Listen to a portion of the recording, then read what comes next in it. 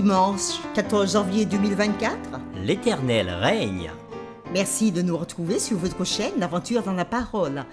C'est le début de la semaine et peut-être vous profitez de ces heures pour faire le ménage ou aider les enfants à faire leurs travaux scolaires ou encore à aller à la plage ou autre chose. Mais avant tout, vous avez décidé de passer du temps dans la méditation de la parole. Alors, nous vous souhaitons une bonne étude. Notre communauté s'agrandit et c'est grâce à vous. Soyez aussi actifs avec nous pour répandre le message en likant et en partageant le lien. Et si c'est la première fois que vous nous écoutez, nous vous invitons à vous abonner pour recevoir les notifications. Le texte à mémoriser de cette semaine que nous vous invitons à dire avec nous se trouve dans Psaume 93, le verset 1er. L'Éternel règne. Il est revêtu de majesté. L'Éternel est revêtu. Il est saint de force. Aussi le monde est ferme. Il ne chancelle pas. Nous vous invitons à le redire avec nous. Psaume 93, le verset 1er. L'Éternel règne. Il est revêtu de majesté. L'Éternel est revêtu. Il est saint de force. Aussi le monde est ferme. Il ne chancelle pas. Que soutiennent les psaumes concernant le règne de Dieu? Quel rôle particulier pour le monde joue l'alliance de Dieu avec Israël? Les réflexions de cette semaine nous aideront à répondre à ces questions et aujourd'hui, nous le ferons avec la séquence « L'Éternel nous a créés ». Nous vous invitons à lire avec nous le psaume 8 et le psaume 100 et nous répondrons à ces questions. Comment Dieu et les hommes sont-ils dépeints dans ces psaumes? Que révèlent ces psaumes sur le caractère de Dieu? Nous lisons premièrement le psaume 8. Au chef des chantres, sur la gittite, psaume de David. Éternel notre Seigneur, que ton nom est magnifique sur toute la terre. Ta majesté s'élève au-dessus des cieux. Par la bouche des enfants et de ceux qui sont à la mamelle, tu as fondé ta gloire pour confondre tes adversaires, pour imposer silence à l'ennemi et au vindicatif. Quand je contemple les cieux, ouvrage de tes mains, la lune et les étoiles que tu as créées, qu'est-ce que l'homme pour que tu te souviennes de lui, et les fils de l'homme pour que tu prennes garde à lui? Tu l'as fait de peu inférieur à Dieu, et tu l'as couronné de gloire et de magnificence. Tu lui as donné la domination sur les œuvres de tes mains.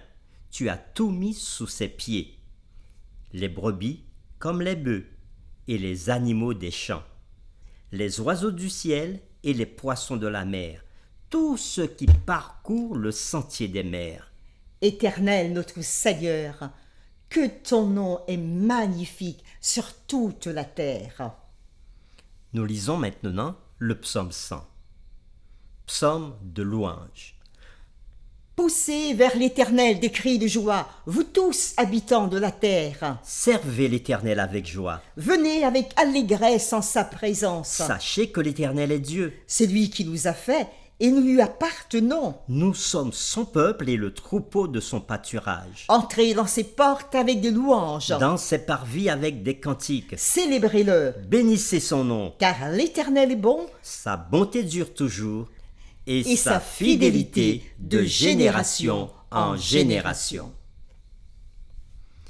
Après la lecture des psaumes 8 et 100, répondons donc à ces deux questions. Comment Dieu et les hommes sont-ils dépeints dans ces psaumes?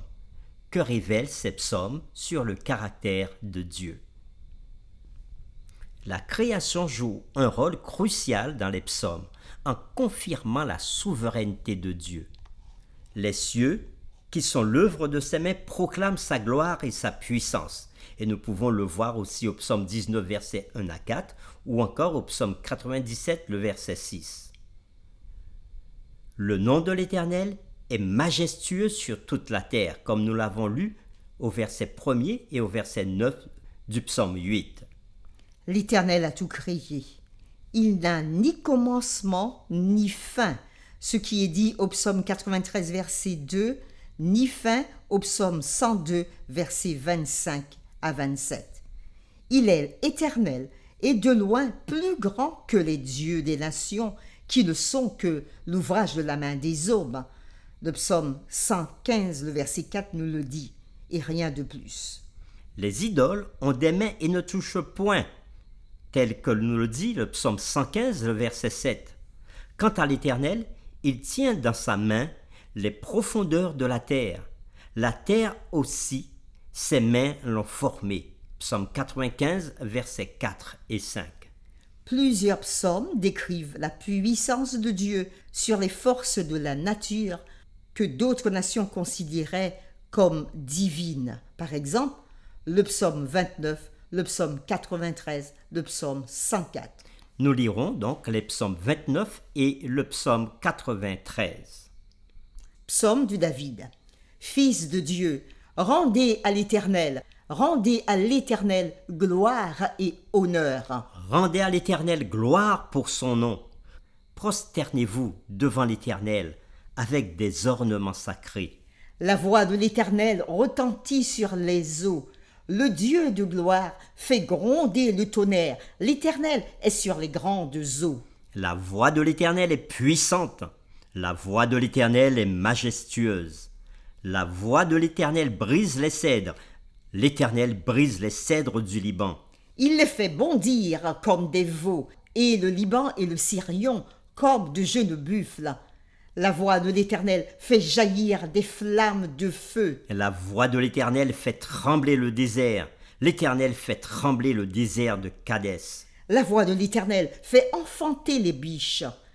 Elle dépouille les forêts. Dans son palais, tout s'écrie « Gloire !» L'Éternel était sur son trône lors du déluge. L'Éternel sur son trône règne éternellement. L'Éternel donne la force à son peuple. L'Éternel bénit son peuple et le rend heureux. Nous lisons maintenant le psaume 93. L'Éternel règne. Il est revêtu de majesté.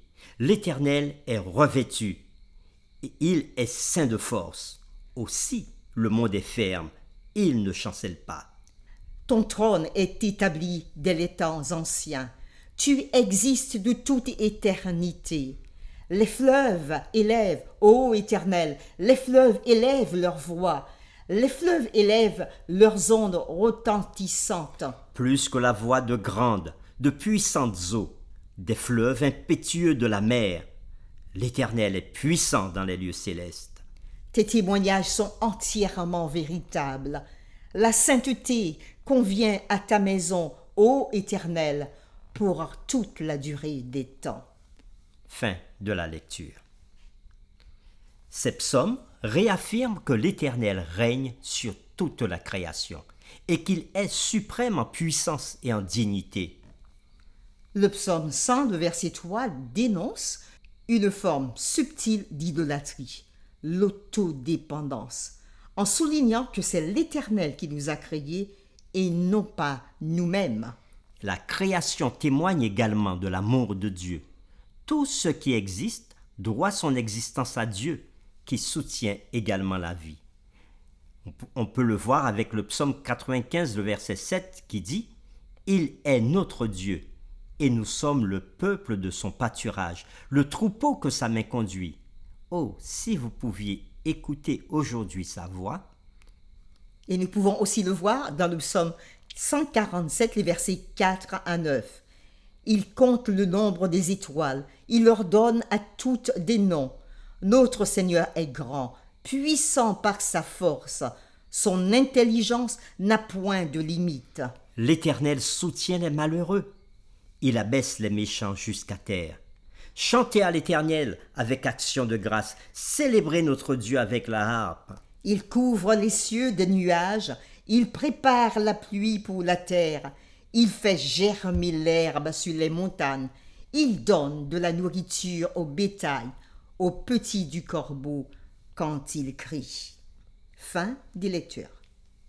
Remarquez que Dieu ne s'était pas contenté de seulement accorder l'existence à son peuple. Il a fait de l'ancien Israël son peuple et le troupeau de son pâturage, comme il le dit au verset 3 du psaume 100. La notion de son peuple et du troupeau révèle le désir de Dieu d'entretenir une relation étroite avec son peuple. Seul le Créateur a pouvoir de bénir et de faire croître son peuple. Et il est donc le seul à mériter son adoration et sa confiance. De nombreux psaumes appellent tout ce qui respire, toute la terre, la mer et tout ce qui s'y trouve à pousser des cris de joie vers l'Éternel. La gloire de Dieu est visible dans la création, même dans la création terrestre déchue.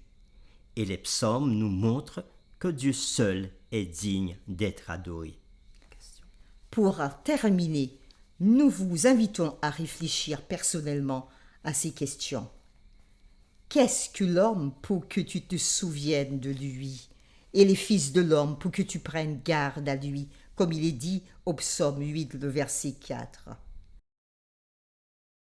Étant donné que Dieu appelle les étoiles par leur nom, au psaume 147, le verset 4, à quel point pensez-vous qu'il se soucie de vous? Pour terminer, nous vous invitons à prier avec nous à travers le psaume 19. Nous le ferons avec la version de la Bible en français courant. Le ciel raconte la gloire de Dieu, la voûte céleste dit l'œuvre de ses mains. Le jour annonce au jour, la nuit l'explique à la nuit. Ce n'est pas un langage, ce ne sont pas des paroles, on n'entend pas leur voix. Leurs mesures apparaissent sur toute la terre. Leurs accents vont aux extrémités du monde. C'est là qu'il a placé une tente pour le soleil. Celui-ci, tel un marié sortant de sa chambre, tout content, se met en route tel un vaillant guerrier. Il s'élance des extrémités du ciel et achève sa course à l'autre extrémité. Rien n'est à l'abri de sa chaleur. La loi du Seigneur est parfaite, elle restaure l'âme. Le témoignage du Seigneur est sûr, il rend sage le naïf. Les directives du Seigneur sont droites, elles réjouissent le cœur. Le commandement du Seigneur est limpide, il fait briller les yeux. La crainte du Seigneur est pure, elle subsiste à toujours. Les règles du Seigneur sont véritables, elles sont toutes justes. Elles sont plus précieuses que l'or, que beaucoup d'or fin, plus douces que le miel qui coule des rayons. Moi-même ta servante, Moi-même ton serviteur, je suis averti par elle. pour qui les observe, l'avantage est grand. Qui peut connaître ses erreurs involontaires? Tiens-moi pour innocent de ce qui m'est caché. Préserve-moi aussi des gens arrogants, qu'ils ne dominent pas sur moi. Alors je serai intègre, innocente de toute transgression grave. Que les paroles de ma bouche et le murmure de mon cœur soient agréés de toi. Seigneur, mon rocher et mon rédempteur. Amen. Amen.